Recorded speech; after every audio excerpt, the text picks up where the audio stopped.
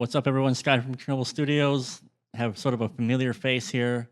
We have Nick Barker for interview number 2, and we have a bunch of user submitted questions. Oh yeah, sorry about that. There's a little bit of delay here, so I'll do my best to not repeat the first So good. videos, the mistakes. But Nick, it's really an amazing. Never thought this would happen. Happy to have you again on the channel. We have a ton of great questions. But before we jump into that, actually, in the previous video, you mentioned something about doing a raffle for your Paiste. Did you actually do that? Is that still going on? That's the raffle's still going on. Actually, I'm going to post something up on my Instagram relating to it later on in the week regarding the runners-up prizes. The raffle's still going on. Yeah, it's for my Paiste 24-inch Dimensions Mega Powerbell ride, which I used to record the Dimmu Records, Puritanical, Death Cult, Armageddon, Old Man's Child. It's toured the world with me. It can be seen on the Misanthropia DVD, the Progenies video clip. You know, there's a lot of metal history connected to it. And I decided to raffle it off for just $25 US dollars a ticket. And the response has been great. So is there like a limit, like one ticket, or can it do literally like? You can buy as many as you like. Okay. You know, it's. So are you still accepting tickets, or is there a cutoff date? Yeah. The cutoff date is this coming Friday. All right. So that's gonna be that'll be the 19th of February, guys. So this video should be out on Thursday, so tomorrow. So I assume tomorrow or Friday midnight. That's the end. Midnight is the cutoff. Yeah, on Friday, so I can collate all of the entries on Saturday and prep everything for the raffle on Sunday live. Oh, you're gonna do it live? Sweet. So that'll be on Instagram, IGTV, or how do you plan? Yeah. I'm gonna do that on the IGTV. Awesome. So tomorrow is the day. I've got to figure it out first because I've never done it before, but I've got some tech-minded people that are at my disposal. Yeah, I've got a new band out. It's kind of New York hardcore style with a bit of UK aggro punk. Borstal, Majesty's Pleasure EP, coming out on Four Family Records on April 1st. And I believe we're taking pre-orders for vinyl and merch bundles right now. Excellent. Lots of stuff going on with Nick. It's already February 2021. This year is somehow flying by. Amazing as that even sounds like. So we have a redonk amount of questions, Nick. What happened? So if you didn't see the first interview, I asked you guys to leave questions in the comments below, and Nick will come back for number 2. I have a bunch of questions here. None of these are my own. These are all from comments and people that messaged me.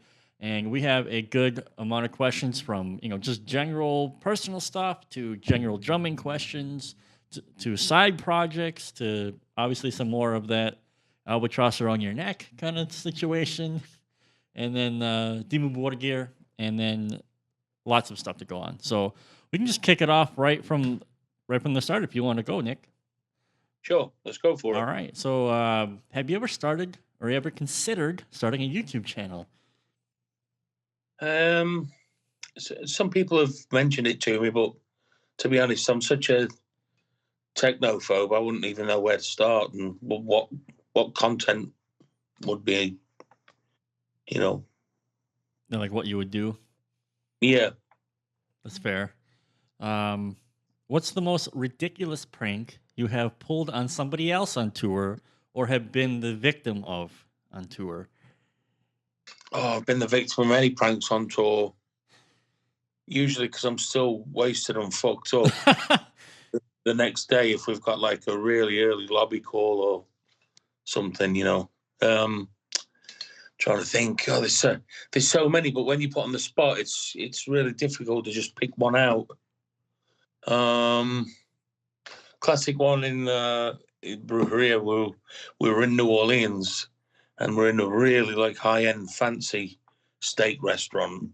It was like for 10 of us, it was like $1,200 bill. Wow.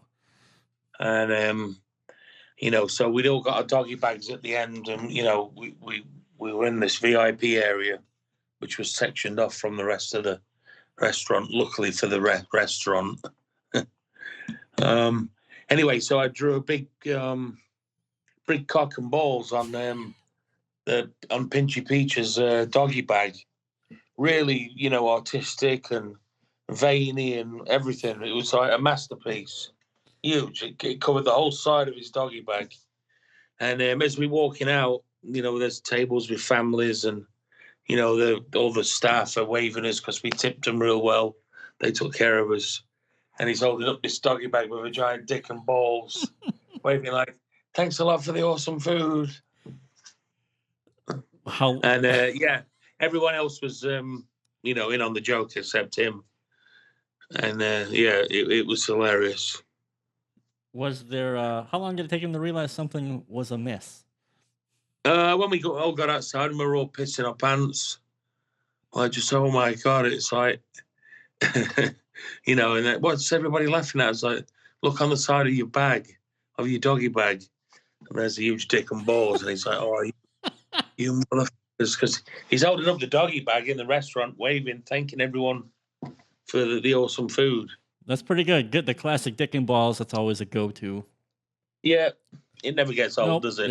It's always. That's what's the first thing you always draw. Dick and balls and fart. Either one of those never get old on tour. My wife is because anytime the stupid, even the kids' toys, the Etch-a-Sketch. What's the first thing you do? My wife's like, really, Scott? Yeah, really? Absolutely. Let's see here. Let's see. Do your kids know who you are? In the world of metal, do they even care? Yeah, I mean, both of them know who I am. Because they're not really into the metal as such. I mean, Sophie was when she was a teenager, and she still likes the bands from that era. I mean, they don't follow me as such. I mean, they know Dad's here this month and I'm there next month, that kind of thing. But they're aware of who I am, and they've got some friends that are like, wow, is that really your dad? And like, yeah, that's my old man. So so it kind of breaks down to it like you're just dad, basically, yeah. Yeah, I mean, and like my oldest, when she was into the metal as a teen, she got to go backstage and meet all of her idols, because I know people in the industry, obviously. So that was, I'm the hero, aren't I? So that was cool, and she still remembers those times. And also it was good because it means, all of the bands and crew know that's my kid, so they kind of make the special effort for him. That's awesome. Yeah. That's pretty cool. I mean, I think any normal guy, father, was like, oh, it would be great if I could this. Yeah. So yeah, the ability to be like, oh, you like this band? Hold on a second, hey, Jerry. Exactly. It's same with if you're a football fan, mm-hmm. And your old man got you to meet the players, that kind of thing. Absolutely. They know I'm like they both know that I'm an alternative dad, if you like. Gotcha. Don't work a regular 9-to-5 office job, that kind of thing. And yeah. That's fair, man. So I mean, aside from music, because you just mentioned before we started recording, this is the longest you've been home since, about 30 years. So I mean, aside from music, if anything, is there a hobby that you take as seriously or that you are as interested in as music? Well, I'm also an axe thrower. Oh, nice. Yeah, throw axes. And just trying to keep stimulated, really, like playing on the drums. We can't jam because of the lockdown, but I just play along to some of my favorite music. Favorite bands, favorite drummers. Awesome. Just play along to the headphones, and groove out. That's awesome. I had a pair of those Vic Firth isolation headphones when I had drums. Yeah, yeah, they're Yeah, great. they're awesome. Would be cool to see you throwing some axes on Instagram, Nick. Yeah, well, I'm probably gonna throw up a video of that soon, actually, That'd be great. because yeah, I think that's in order. I think. Dude, there's something about throwing axes that just screams manliness.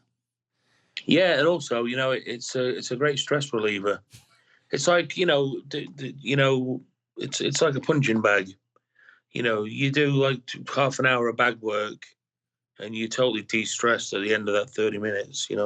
That's a really good idea, actually. Yeah, it's the same with the axes. You just And it's real easy too. Like once you get the technique down, it's real easy. is it all technique or is there some brute force into it? No, there's some force needed on some of the trick shots, just because you work in different like muscles in your arms and your hands. But no, it's very easy. It's the axe only has to make one rotation to stick in the board. Okay. It's once you get the technique down, it's pretty easy. I'd be curious to see that. And I've seen videos before. There's like camps around here where you can try it, and it's just like you throw it, and Yeah. it's like the handle hits it, and it's like it's like fuck this. Let's go to the arrow. I mean, but Yeah, well, the place where I throw axes to the Snake Room in Chesterfield, they're going to open up an archery lane too.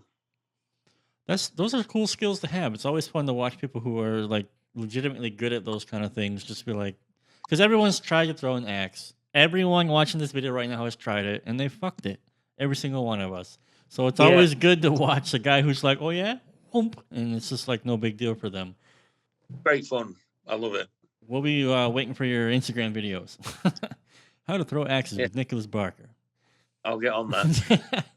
So we can talk about drumming a bit more. I think got a lot of questions here, man. Some of them are very detailed. So if you just don't remember, I think it's okay. Yeah. I think it's okay. Right. So let's kick off with a really difficult one. So the premiere kit that you used live with Dimmu Borgir, is that the same one that you used with Cradle in Portugal in '94? No, and first of all, I never used the Premiere kit with Dimmu. Here's what happened was I was with Pearl, and Premiere offered me a deal. They offered me a Signia kit, but it was held up in Norwegian customs for months and months. I mean, like for probably like six to 8 months. And during that time, obviously, we had touring commitments, and I needed the kit. So what happened is, if you look at the drum kit, which has got the Premier kick drum heads on, the Dimmu footage, it's actually my Pearl Masters kit with the logos taped over. Bro, that's funny. The Pearl Masters kit is everywhere. Well, that was my go-to gal back in the day. She's in retirement now. Actually, I changed all of. I don't know if I told you in the first interview. I had all the shells relacquered, and I'm trying to like source extra sizes. But I changed all of the gold hardware, which were like triple flange hoops, I believe. I changed them to the Mastercast hoops and the OptiMounts suspension system in black, because the gold was looking kind of tired. Sure. I mean, that was 25 years ago. I mean, it's been a while. Yeah, I mean, that kit is classed as a vintage kit now, I believe. Because it's a generation old? Yeah, it's 25 years old, yeah. And then the suspension mounts, that's, if I remember correctly, supposed to help with tonal quality. I just don't remember anymore. Why did you choose the suspension? It was one of those new things back then, in the early 90s. Mm-hmm. A lot of the drum companies were like experimenting with, instead of like boring the big holes in the shell, to have the tom hardware. And because originally it was these ISS mounts, I think they were called, but then I changed it to the Opti mounts. Yeah, that's a great looking kit. I remember watching that on the in the Cradle. I can't remember the name of the Astoria. Sorry. Yeah, Astoria live thing. Yeah, Um, yeah, it's a good looking kit. yeah, definitely. Don't get rid of that one. That's a good one. No, that's the very first kit I ever had from brand new. So what actually happened to the Premiere then? If it got stuck in Okay, so customs? it got stuck in customs, and by that time, I'd got it back. I just said, look, this isn't working out. Blah blah blah. I got the kit. I wasn't really happy with the kit. The finish on the Signia wasn't very good. The lacquer, you could feel the wood grain Oh, underneath. That was like, Premier's, like Signia was their high end kit, and you can still feel the wood grain, mm, on the shells. hmm So it needed like more coats of lacquer, and it just felt kind of cheap compared to my Pearl kit. So my friend Hellhammer, Jan Axel from Mayhem, he knew a kid. I think he was giving this kid drum lessons or something, and he said, "Hey, he's got money. He'll buy the Premier kit straight off you, brand new." perfect. So so I sold the kit to a friend of Hellhammer's, and went back to Pearl. Awesome. Yeah, Pearl is back then, dude, that kit that you have though, that Masterworks is legitimately because on the Astoria, I think if I remember correctly, the kicks are triggered, but then it's the actual snare, Yeah. which just sounds beautiful, and the toms, everything just sounds great. Um, it's a great kit. So let's see here. Let's see. Next one. I should have ordered these a little bit better. How did you build your strength and endurance? Were there anything you did specifically in the beginning, or that you do now? Well, obviously, this is where people talk shit online, call it saying I just tap the drums, I'm not really hitting them, But I mean, when you trigger, you don't have to play with so much power. Just play with enough power to work the triggers and conserve your energy. Mm-hmm. It's like you don't have to play slamming single stroke kick drums. If you're triggering it's not going to be any louder. Sure. You know, and I just I changed the grip too, and with my stick grip from like the French, American, German, Mm-hmm. because it works different muscle groups. Right. So if I start to fatigue on a certain part, I'll well, one of my one of my tricks is, I'm giving away trade secrets here. Oh boy. One of my tricks is I'll go into a fill, and then when I come out of the fill, I'll just change grips, going back into the blast beat. So, for You example, know, you would do like say you're playing French, for example, hit a fill and then go to yeah, German. yeah, Gotcha. Gotcha. Well, I mean, like I remember in the first interview, you mentioned everything on the Principal albums. Those are the drums, right? And the yeah. kicks are pretty audible, Nick, and everything's you're hitting things. So I mean, how did you manage to do that in the beginning? Were you just like, I'm beating the shit out of these things as hard as I can, sort of raw energy Well, back then, or? I think I probably played a lot harder back then, Hmm. but I mean, I've I think I've definitely got faster over the years, Yeah. and maybe some of that is sacrificing some of the power for the speed. I don't know. That's okay. When I was in Dimmu, I played 5A nylon tipped. I played 5As, and I know when I went to Testament, they felt like pencils.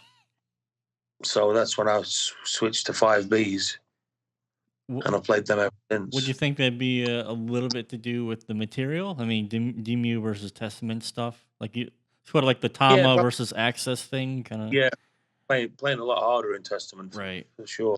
Fair enough. It's more meat and taters. Hmm. Yeah, good stuff though. This question, it's a good question. So, is there any technique you've tried to learn on drums, but just haven't been able to? Yeah, To I can't do the swivel technique or the heel toe. No, it's just I can't. what I have to ask. I'm like, what about it? It's sort of just kind of.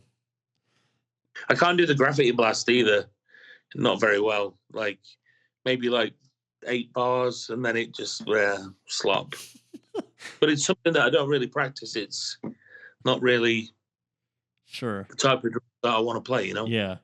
So the heel toe, the swivel, and the gravity. Um, Yeah, I'm useless.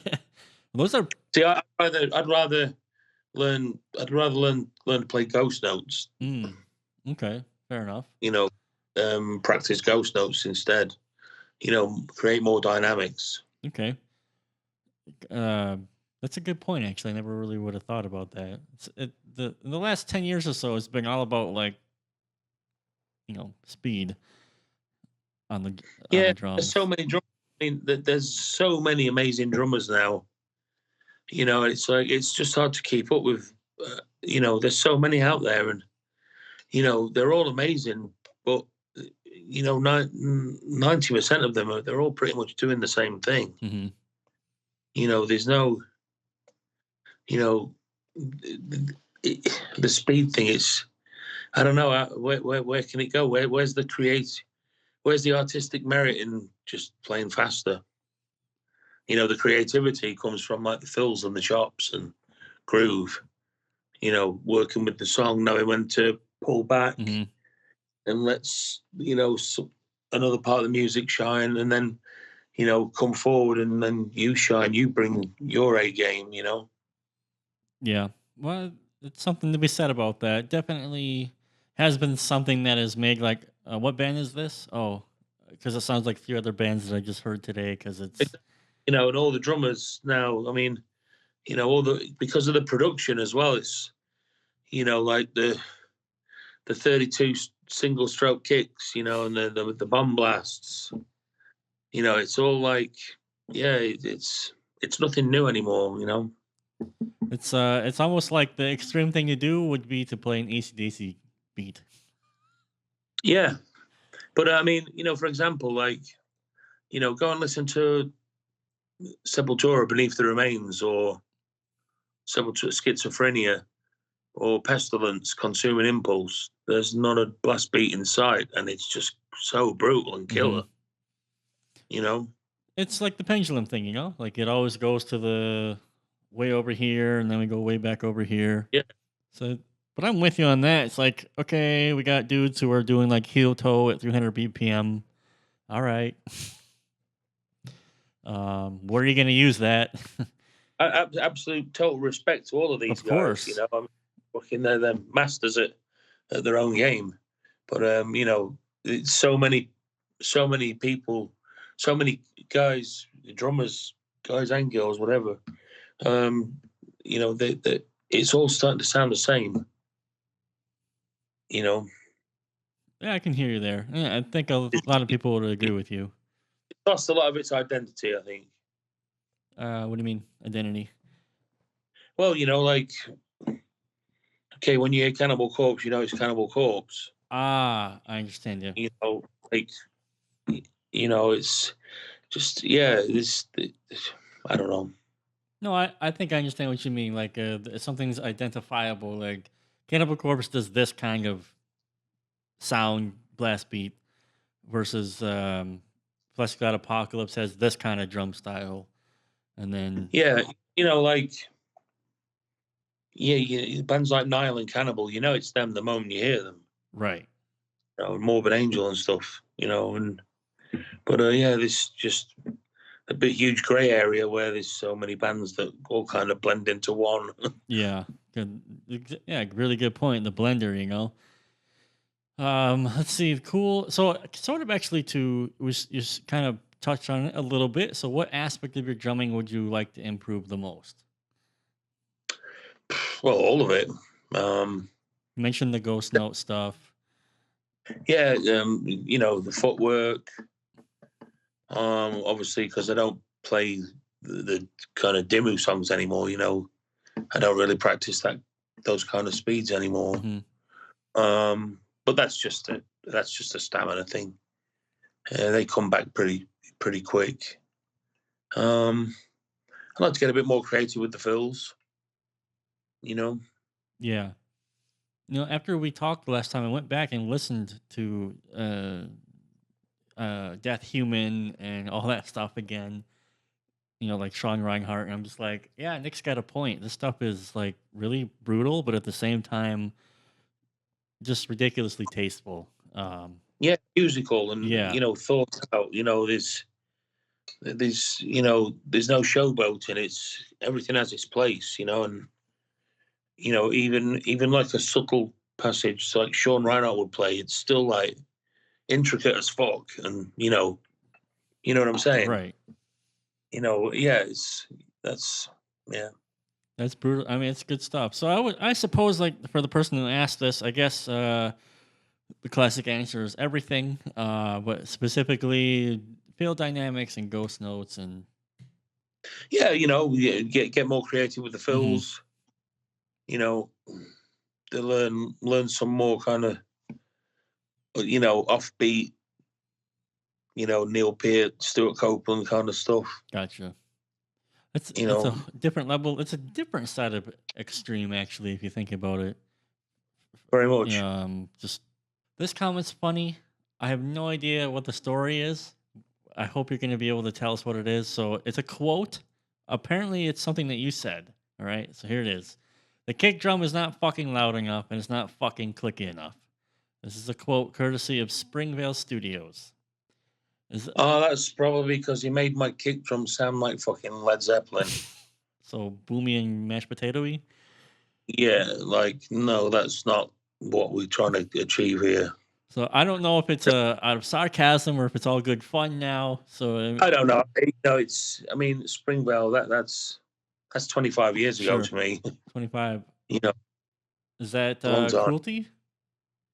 No, that would be from Vampire onwards. Okay. Well, So like vampires 95. triggered, right? Vampires triggered kicks, right? Yeah. Interesting. So that one leapt out to me. I thought interesting because I remember reading about some sort of drama about how the original cruelty came out. Everyone's sort of picking on it, things being tinny and whatnot. I didn't know if that was connected to that situation or whatnot, but No, I mean the cruelty mix was totally out of my hands. I didn't want to use this guy. I mentioned Peter Tackgren and Andy Sneap, and both of those names got shut down by management and Filth. And I think the album would have turned out way better, if we'd have come with one of those guys. definitely. Well, it ended up getting remastered anyway because nobody was Yeah, happy with it. yeah, that's true. So, in the first interview, you mentioned about the red light fever thing and what that is in the studio. What about concerts? Is there stage fright? Is there something sometimes, or Well, usually I'll get bad anxiety playing like a small club show, like even a local show, just in front of friends. But like the festivals, 100,000 people, it's no big deal because they're further away from you, so there's like a disconnection. gotcha, gotcha. Like when you play like a small club or a pub, they're pretty much in your face. Yeah, having a pint and watching you from behind the seat, basically. Yeah, and that's kind of how I get it. So, where do you think that comes from? Like the nervousness or the anxiety? Do you know, or it just happens? I think it's probably just from overthinking the gig, Hmm. prior. You know, I think that's if I let it get inside my head, or we had a bad sound check, or you know, What's a bad sound check exactly? well, if it sucked on stage, the sound was shitty. Gotcha. Okay. How is it going to be live? So it's always different from sound check to live anyway, because the acoustics change when the room fills up. Right. Of course. But yeah, you know, it's not so much really live. I get the red light fever. It's more studio because I'm really overthinking my parts and okay, this is it now. This is the final one. This is it. Immortalized forever. You've got to make it killer. And I get inside my own head and And then my own worst enemy. and stick click city. Uh, Yeah. for people who don't know, stick click is when you go a fill and it's click click click click click instead of hitting the toms.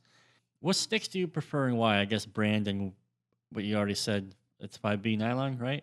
Yeah, that's right. Yeah. Vic Firth, if I'm correct. Yeah. Have you tried Vader or any of the other brands? Yeah, I've tried them. I've tried most of them. What do you think? Yeah, there's some good ones out there. But I just kind of stuck with Vic Firth. That's me. So Vic Firth 5B nylons. That's how you get that Yeah. nice rag ping, guys. Extra long. Extra long. That's what she said, Nick. Sorry, I couldn't help myself. Boom, boom. So we got a three-part question right here. I'll just do the whole thing, and then you can answer it how you want. So it's how many hours a day do you practice, and does this change based on if you're touring or not? And have you changed the way you practiced since your early days? Well, when I was a kid, I used to practice every single minute of the day. Mm-hmm. Like straight home from school on the kit until the stepfather shouted disgruntledly, enough. It's late. And, that was my life. But as I got older and everything, and, especially with touring commitments, and, the only time really I get to really jam out is when I rehearse in a band scenario. Okay. I don't tend to practice so much on my own because I find it really boring and sterile. I need something to feed off of, like to bounce off, like some kind of rhythm or pattern or riff. Right. Well, like in the practice rehearsal situation. Yeah. Yeah. And, like I said before, I do practice. I've been practicing while we've been on this lockdown, but just really playing along to my favorite music, with headphones on, just to feel good. Right. But, usually when, if a tour is coming up and we've got to rehearse for the tour, it's pretty hardcore, depending on the band. With Brewery, it's a bit more punk rock, so we'll probably rehearse a couple of days before. But with Dimmu, we would rehearse 2 or 3 weeks solid before a tour. What would that look like? It's interesting. Like we all understand, we'll practice, but what is that actually? With the Demure thing, when you're actually practicing, is it literally going, okay, here's song number 1, here's how we're gonna orchestrate the live show, here's what we're gonna do? Is that practicing meaning? We'll between us all, we'll negotiate and comprise a set list. Mm-hmm. Gotcha. And we'll work out, which songs are going to join into the others, just little things like, the dotting the I's, crossing the T's, the bells and the whistles. Gotcha. Little things that add more production value live. But then, we'll comprise the set list, and then we'll just keep jamming the order of those songs, and then you'll find out, well, that song doesn't really work. I'm not feeling that there. Let's put something else in, blah, blah. And, you just do that for, 2 or 3 weeks, rehearsing the set, 2 or 3 times a day. Oh yeah, I suppose since it's only be like 45 minutes of music, right? Ish. Well, with Dimmu, it was, anything from an hour to 80 minutes. Gotcha. Do you have any new favorite drummers in or outside of metal? Any drummer that you've just has really impressed you?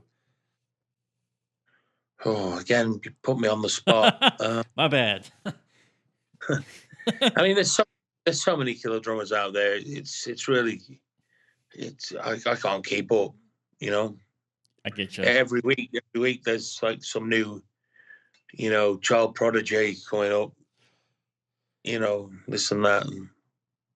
I gotta put you on the spot again, Nick. So you might know this drummer called Samus. Oh yeah. So it's actually you that left comments on his video about his King's. Oh yeah. Right. He nailed.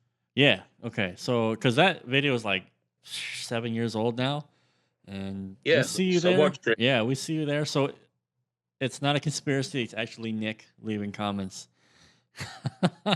Yeah, that's me. He did it good. He did it great. Yeah, he's ridiculous. I love the little bong hit in the break. So it's like that's my man right there. That's the deal for me. That gets my like. Got to write a comment to this guy. Yeah, I mean, because that's what I would do. That's he nails it, and we were gonna work together. It's just something didn't work out. We were gonna do something, and then I don't remember. But a really funny guy too. He does it full time now. He's actually been able to do it full time now, so he's doing. That's amazing. Doing the drum and stuff, which is great. Really deserves it. The kid, not kid, Jesus Christ. The dude is awesome. All right, so we have a little bit of a dick measuring question here. What's the fastest BPM your hands and feet have ever been? I don't know because I've never timed them. It's not really something that I'm not interested in. Fair enough. It's some days it's faster than others. Sure. Well, that makes sense. It's just something that I've never really paid that much attention. I always try and be better and play a little faster to give it a bit more of an edge, especially compared to the records. Right. But that's a natural thing live too. The adrenaline's flowing and you just in full steam ahead mode. Pretty quick. Yeah. You're definitely in the middle 200s. I don't know. I mean, it's some days are better than others. That's fair. I mean, we're all human. I guess it's the same with guitar, or maybe it's colder outside. If I was totally aspired to just like focus on, like nailing the fastest BPM possible, then yeah, I mean, I'd have statistics and numbers for you, but it's not really. Fair enough. That's not why I play drums. Fair enough. I mean, I think more important is that you're fast and accurate. That's more important, especially with the kick work. You know what I mean? Like Kings and a lot of the Dimmu stuff. Just that's what makes it so iconic, because all the kick stuff he did there. I should have put this question earlier. Have you ever considered publishing instructional material, lectures, clinics, anything about drums? We talked about this on the first interview. Yeah. I've been approached many times, but because I'm self-taught and I don't know any of the technical terminology to what I do or play, it really wouldn't make any sense. I'd look like an idiot. There'd be kids there that have way more tech knowledge, and know more about playing than what I do. But they're not. So it's just. That's fair. The world doesn't need a Nick Barker instructional DVD or anything when we've got Derek Roddy and George Coleus, et cetera, et cetera. It's. Yeah. I think they pretty much cover all the bases, to do with extreme drumming. That's fair. What I'm saying? Yep. So let's see. Seriously, Nick, this question. Seriously, how can we hire Nick for session drums, and how much does it cost? Well, I don't have like a price list or anything. It's depends on the session, the band, the profile of the band. There's all the kind of things you take into consideration. Yep. Obviously, I wouldn't get paid the same doing like a death metal record than what I would for, say, playing like on a Saxon record. True. Same. Yeah, true. But I mean, it's like, but the thing is, with this, it's like so many people hit me up just because they want to engage me, and then a lot of it's bullshit. A lot of the time, they just, there's not many people come through with, with I hear you. Their ideas. Yeah, once the bill comes, usually it's like, all right, I'll get in touch with you, and then. Well, yeah, I mean, it's this is my job. It's like you wouldn't expect a plumber or a fireman or someone to work for free. So, neither do I. Yep. I'm afraid. I'm 100% on your side, Nick. I mean, all the way there, man. It's just Yeah. for some reason in the current situation, music is just not a valued commodity these days like it used to be. No, it's not. You know, people in power and everything just see it as though it's not a real job anyway, is it? The arts. But a lot of people wouldn't get anything done without having music to listen to or art to admire or That's the very true. beauty in life to engage in. So That's very I true. dare say it's maybe even more important. Who knows? Cool. So that's the general drumming section there. Some funny questions here. We got some stuff about some side projects that you've been on. Actually, about Testament. So your overall experience with Testament. Could you share perhaps how you became acquainted, and how did the shows go? Well, we were friends because we were label mates in the 90s. Hmm. And, Eric and Chuck have always, been into the heavier stuff. And Eric's a big black metal fan. He's always given Cradle of Filth, Dimmu Borgir props. And they would always come out to the shows whenever we played in San Francisco. Hmm.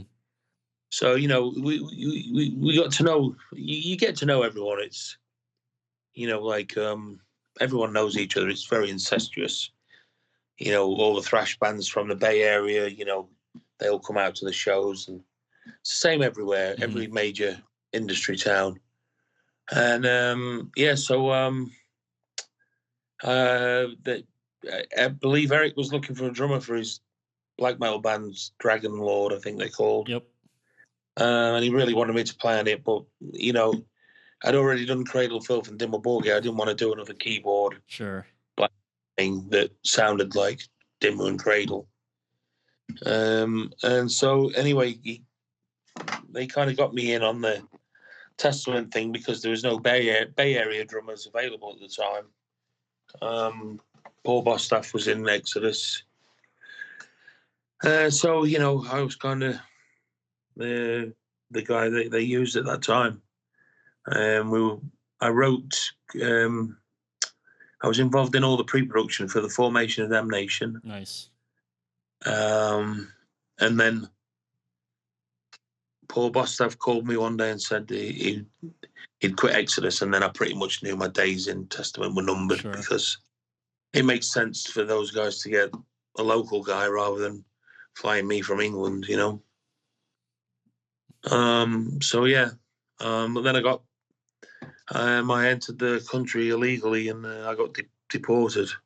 Time out. You have Yeah. to extrapolate on that one. So that was pretty much the end of Testament, and I couldn't enter the States for the next 5 years. What the hell happened? Obviously, it was an accident. So. Well, I kind of, I knew I was entering illegally. It was on me, really. Oh. Well, for commitments, I'm assuming, yeah. Yeah. It's all good, man. I can't believe they actually kicked you out. Normally, it would have been like, Nick, what are you doing? Well, it was going to cost $5,000 to get a visa for me, or get Paul Bostaff in, who's a Bay Area guy anyway. So it's a no-brainer, really. Is that how much it costs to go to the States? Wow. For a 12-month visa, yeah. Holy goodness. I mean, but you can get up to 12 applicants on one visa application. Okay. Got it. Well, that might shed a little bit of extra information about why Nick wasn't in Testament. So yeah, the things that you learn sometimes. Great times. I had a great time working with them. Good guys, all of them. Great band. Yeah, killer band. Awesome. Let's see. Talk about here's. I don't think you're expecting this question. Could you talk a bit about your time with Godseed or Gorgoroth? How did you? Yeah. How the hell did that happen? And how was your overall experience? What happened with that was I got a phone call out of the blue from Tom, King of Hell, Gorgoroth at the time, because they were still contesting the name in court. Gorgoroth at the time needed a session drummer for the European tour they were doing. So he asked me if I'd do it, and I said yeah. Learned the set, went to Norway, rehearsed, did the tour, and so carried on working with them. And Actually, the Wacken DVD was my last show with them, I think. Oh, really? So that's actually the last. Yeah. Oh, okay. But it was great. It was good fun. It was nice to play some brutal Norwegian black metal. Yeah, there's been some. There were comments where he did great, comments where you're not a good fit. I don't understand any of that. But the Wacken show looked fucking great. He had a nice, massive beard for that one. So ups. Yeah, I think it sounds great too. I mean, I don't know. Maybe some people just don't like me playing in Norwegian bands. I don't know. Who cares? It was great. Turned out really good. Yeah. Yeah, I'm happy with it. I'm really happy with it. Yeah, fantastic. And that's basically, unfortunately, no other side project questions. That's great. So we got to go to Cradle of Filth, your favorite topic. Again. You know how it is, dude. I think people are always going to want to know. I mean, for better or for worse, it is one of those bands that have just sort of, it's going to be one of those bands that are always going to be mentioned when particular conversations happen. Of course, I get it. So, are you in contact with any of the old Cradle members? Yeah, Les. I see Les. I speak to Stuart. Well, that's about it, really. Good to go. Oh, and also John Kennedy, who was the bass player for a while, and then he left and formed the Cartian Throne. I still speak to John a lot. Cool. Was that before Robin? That was when Robin kind of left and came back later. It was basically the period between Principal and Vampire. John actually played the bass on the original version of Dusk. Ah, okay. That's impressive. Because it was you and Stuart for a solid 2 albums. I don't know. I don't remember. It's really hard to keep track. Me and Stuart was solid for Vampire, Dusk, and Cruelty. 3 albums, right? And then there was Paul, and then. So I mean, jumping right into the second question, you can agree to not answer it. By the way, do you and Dani actually hate each other, or is that just overblown on the internet? Do we hate each other? Yeah. I mean, is there actual real beef, or you just like it's internet talk?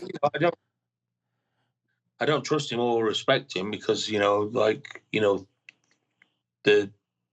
lack of transparency in the past. But it is what it is. We're good. We can move on to the next question. I mean, I don't particularly like asking questions like that because fucking Cradle's Cradle's a favorite of mine, a big influence. It sort of saddens me a little bit that, like, for example, my favorite drummer, playing on my favorite album, being Cruelty, has such a sour experience overall.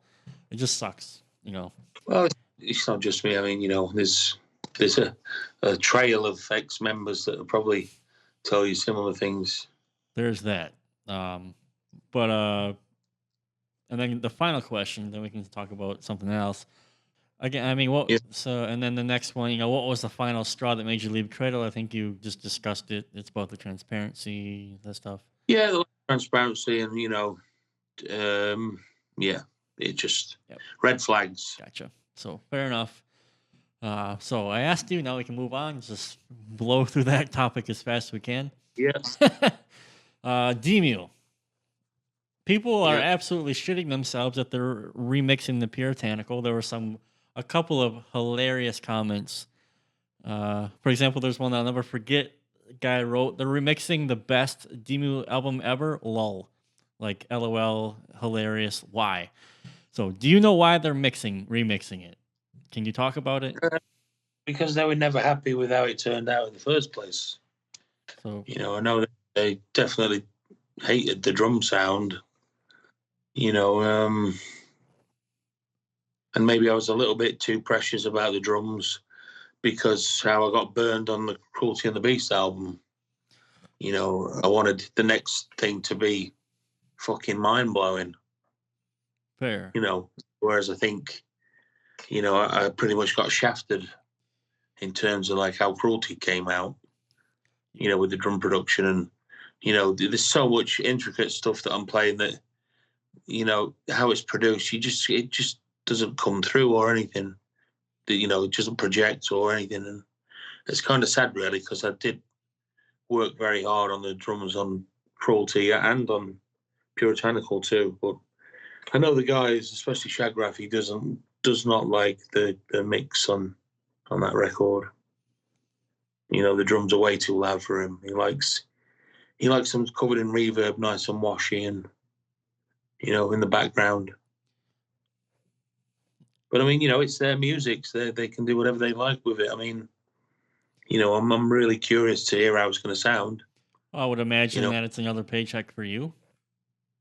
I certainly hope so. Because it's kind of like your performance again.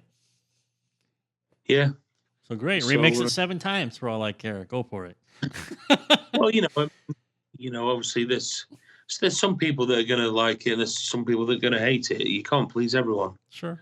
But, like at the end of the day, those guys, it's coming up to the 20th anniversary. It makes sense to do something because it was such a turning point album for them. Dude, that was like their peak, man. And then Progenies, and then I stopped listening because you left. Well, nothing against Hellhammer, of course, who I really like. Well, I mean, they've had great drummers try and replace me, Irreplaceable, Nick. So that's not true. Everyone's irreplaceable. I mean, mechanically speaking, fine. There are people who can play a blast beat, but your mind is always what will make you unique. And so 10 different drummers can look at a riff and they'll all come up with, well, hopefully 10 different ideas. Yeah. So technically, yes, but this is not a 9-to-5 office job. So no, you are not replaceable. So thank you. Fair enough on that. Do you remember the reason for using that Roland snare with Dimmu Borgir Wacken live in 2001? That was a total stupid impulse decision that I regretted the moment I plugged it in, because we were filming. It was just like, that was a bad idea. But once it was up there, there's nothing I could do. What happened? I mean, you just experimenting, or what was going on? Well, because the whole kit was triggered, so I figured, use the Roland snare. It'll be perfect. No mistriggers, everything will be sweet. But there's no acoustic noise from it, so it just felt like I wasn't even playing a drum kit. I get it. Okay. There was hardly any noise from the kicks because they're padded out for the triggers. Right. Nothing from the snare, and just like random tom hits and cymbal percussion. That's so weird. And like we're filming the video, and I'm thinking, fucking idiot, why did you do this? But it's by the time I'd settled into it and like I got used to it, the show was over. Nice. And then you promptly threw that in the bin and said, never again. Yeah. It was one of them very, very stupid impulse decisions made by me, much to the, disagreement from my drum tech. He was like, we're filming this, dude. You really want to do this? I was like, yeah, it'll be great. And no, of course it wasn't. Well, you live and learn, Nick. So now we know not to do that. I'd never do it again. See. I think the next question, the fills. How did you manage to come up with the fills on Architecture of a Genocidal Nature? The tom fills. I'm guessing they're talking about the middle section. I just listened to what the keyboards were doing and kind of wanted to do something that followed the keyboards, because the keyboards went up and then down again. So that's kind of why I did that, going reverse up the kit and then down again. Nice. Just kind of followed the movement of the keyboard part. The drums are a bit more extreme on Puritanical than on Armageddon. Did the band ask you to chill out, or was there a different direction on? I was more hands-on on Puritanical than Death Cult, so maybe that's why. I see. How's that possible? Were you just not in the country at the time, or? I can't remember.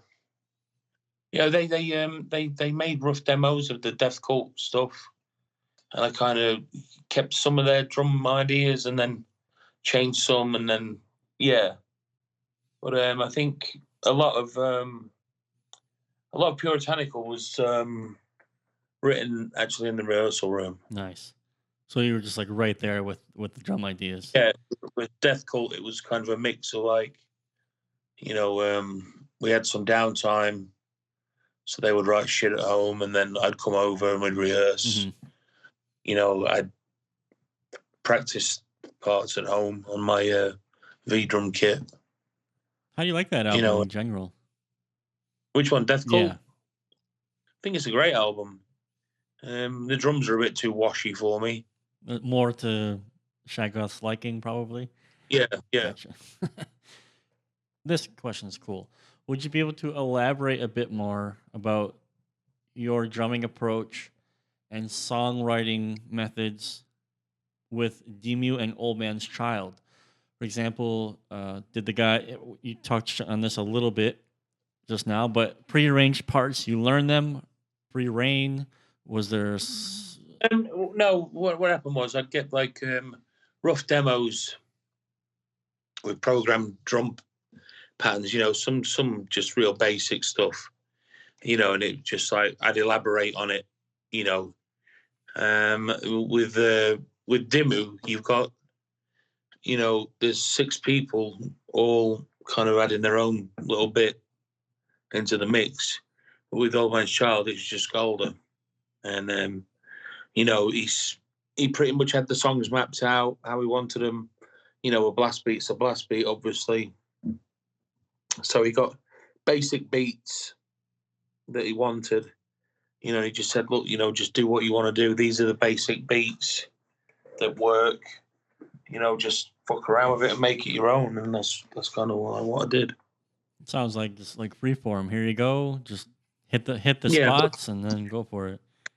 Gold is very he knows exactly what he wants. So if there was something that I was doing that he didn't quite feel, he'd stop me and say, no, I want you to do it like this. So it kind of it worked great because he pushed me in certain places. Again, the performance on your Old Man's Child, you just like, you got 3 years there where you're just like shitting gold, just like all these albums coming out. But was that because you sort of felt kind of locked down from being in Cradle for so long? And you're just like, woohoo, I'm in a different project? Or I guess a little bit of that, but also, my career was taking off. I was, more of a name in Dimmu than I was in Cradle, I think. Right place, right time, I guess. It was that time. It was my time. I'm glad you did it, dude. Those are all fantastic things to listen to. Thank you. And if we can go back to that raffle, if you want that ride cymbal. Sure. Yeah. That's the ride cymbal right there that you can get. I have a really cool final question here. It's a multi-question. I'll just do the whole thing. Yeah. What was it like to work with Fredrik Nordstrom? What was his opinion about your very triggered drum sound on Dimmu? Did he stop you if you thought you could do a part differently or do it better, or did he hands-on? Just in general, the experience working with him. Working with Fredrik was a great experience on every occasion. Super great guy, funny guy. We gelled instantly. He kind of knew what I was trying to achieve with the triggered thing, but was a little bit optimistic, but went along with it anyway. And yeah, if there was a part that he thought that I didn't play very well, or maybe it would sound better if you played it this way, then he would suggest that. And 9 times out of 10, it always worked out great, whatever he suggested. a guy like that makes the recording process easier. Yeah, I mean, he definitely worked me. He had me playing blast beats to a click track at 9:30 in the morning. Oh my You god, I'm know, not even awake by then. well, I'd not been not I didn't crash out till 5. I kind of like wake up, hold on, I need a beer. Just Yeah, it was good. Good experience. He's a great guy, funny guy. 9:30 in the morning. Is he like a morning guy, or is this just the way he likes to Yeah, roll? All right. yeah. He was a very, very much a morning guy. He liked to be finished and wrapped up by 6. All right, dude. So I mean, a lot of questions here. We went through them all. A lot of really cool questions, actually. Some stuff there. So, dude, second interview. Thank you very much for coming on the channel again. Thanks for having me for a second time. I really appreciate it. I swear to God, the honor is all mine. Thank you. No, really, the pleasure's all mine, and thanks to everyone for the questions. It's been great fun. Check out my Instagram, check out the raffle, and yeah, support the scene. Absolutely. Definitely. So all the links to that stuff is below, guys. The raffle ends. It's Friday, so that'll be tomorrow, the 19th at midnight. That's the cutoff. So make sure like the ride symbol that he's using all the Dimmu stuff and Old Man's Child, that's the one that you can get. So check it. He's got a post on his Instagram. I'll link everything. Go jump in on that. Don't forget about the Borstal stuff. And I think the Borgir stuff is Nick's got a lot of cool shit coming out pretty soon. So definitely get on his Instagram so you can stay. Yeah, it's everything's held up with COVID. I mean, we're all in the same position. Right. But leave a comment, leave a like, give Nick some love.